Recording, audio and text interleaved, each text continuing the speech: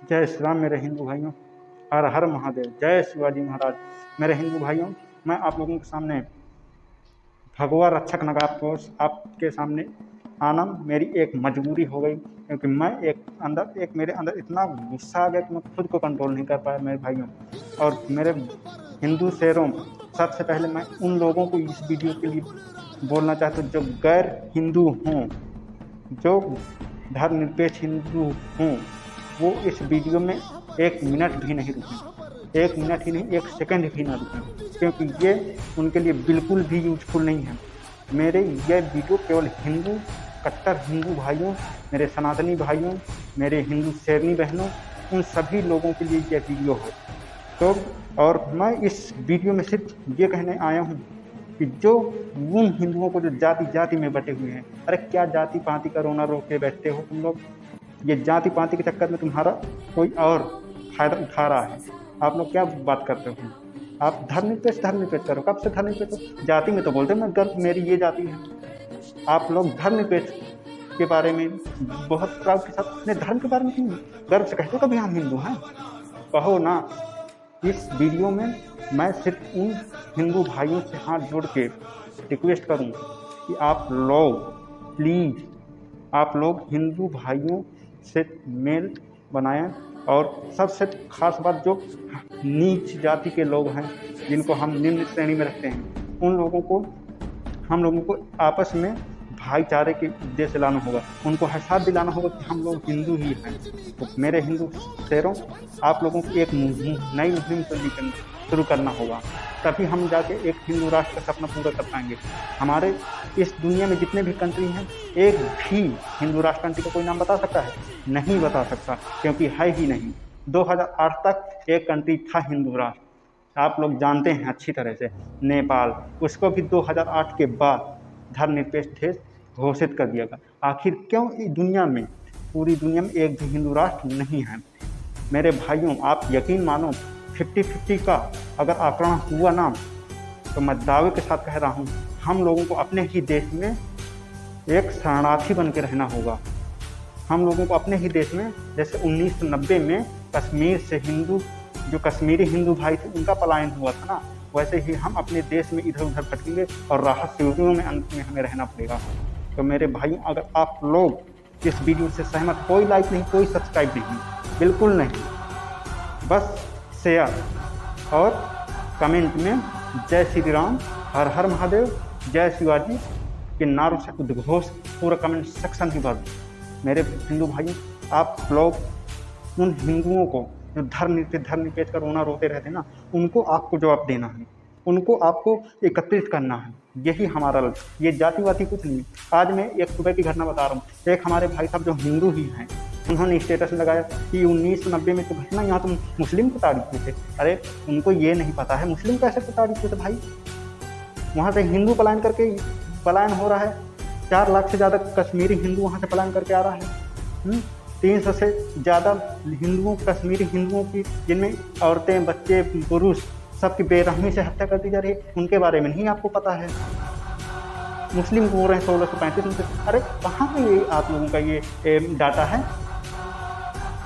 हर चीज़ आप हिंदू ही हो के हिंदू का विरोध जो कर रहे हैं ना, मैं उनको हिजड़ा ही बोलूँगा।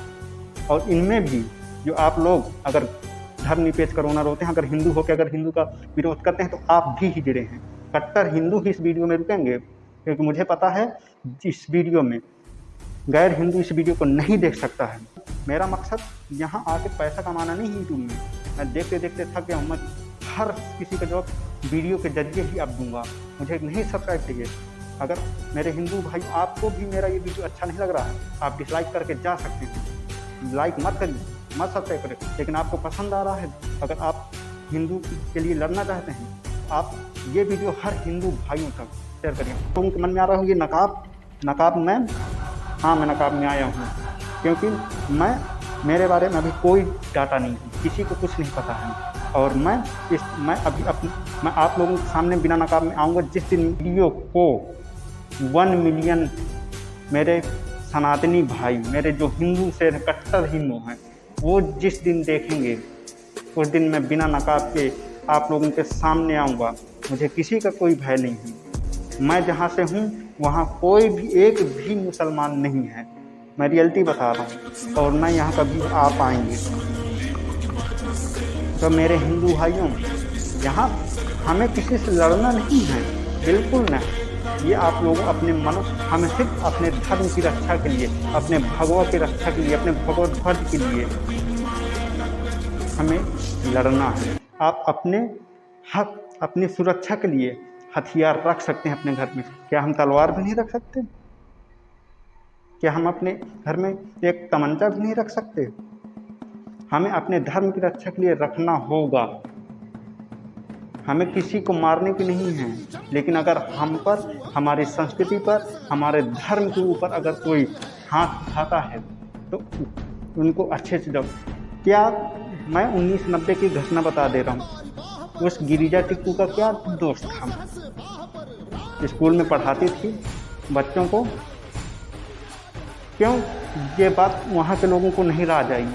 वो अपने स्कूल सैलरी लेने गई थी, फिर अपने वो सहकर्मी के घर गई, गिरोह के जैसे नजर बना के उसको वहाँ से उठा लाए और साथ में उसके साथ रेप, गैंग रेप, और फिर बाद में उसको जिंदा काट भी डाला। ये कहाँ की मानवता है? कहाँ गए थे वो ह्यूमन राइट वाले?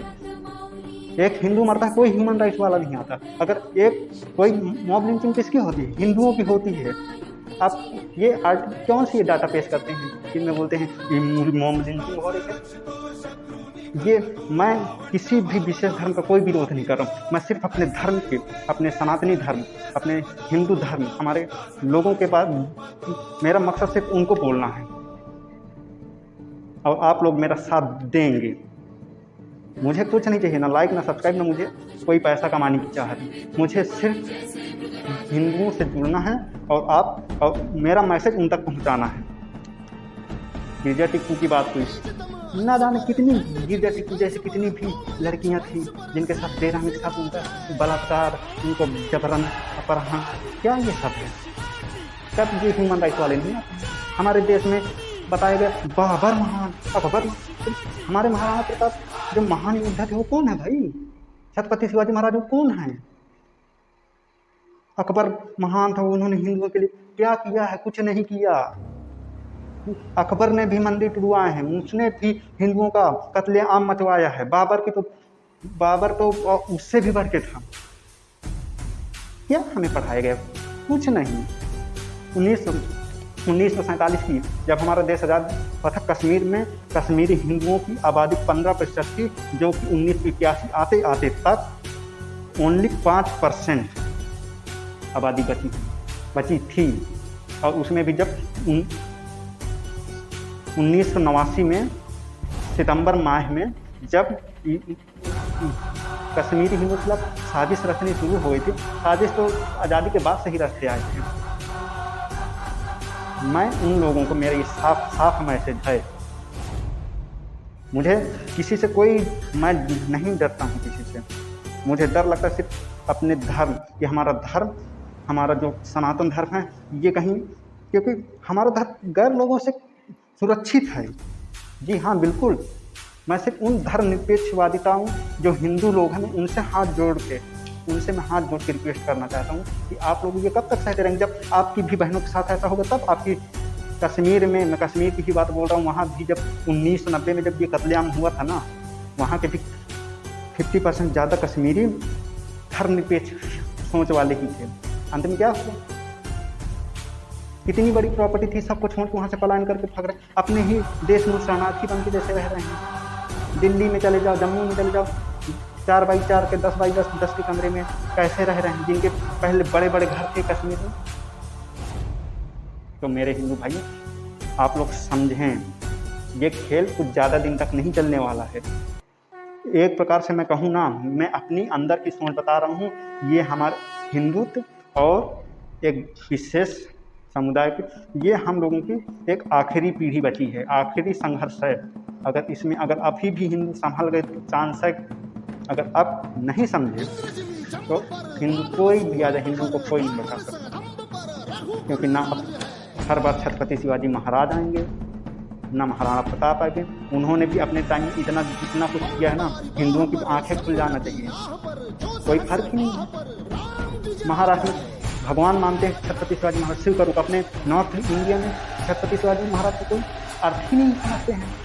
मैं अभी गया था, नासिक गया था जी हाँ, वहाँ लोगों के दिल में देखा छत्रपति शिवाजी महाराज के बाद कितना प्रेम, इतना मतलब उनके अंदर से कितना भाव है कि उनको भगवान का दर्जा देते हैं। और ये हर हिंदुस्तानियों के मन में बैठ जाना चाहिए। अगर आप लोगों को अपने ही देश में सनातनी बनना है, अपने ही देश में राहत वीर कैंप में नहीं रहना है, आज भी अभी टाइम है। मैं अब आपको इसके आगे कुछ नहीं कहूँगा, आप लोग खुद समझदार हैं, पढ़िए, जानिए, समझिए, इतिहास पढ़िए। वैसे भी इतिहास में हमें क्या पढ़ाया गया है, वही तो पढ़ाया गया अकबर महान बाबर महान। लेकिन आप उससे हट के इतिहास पढ़िए ना।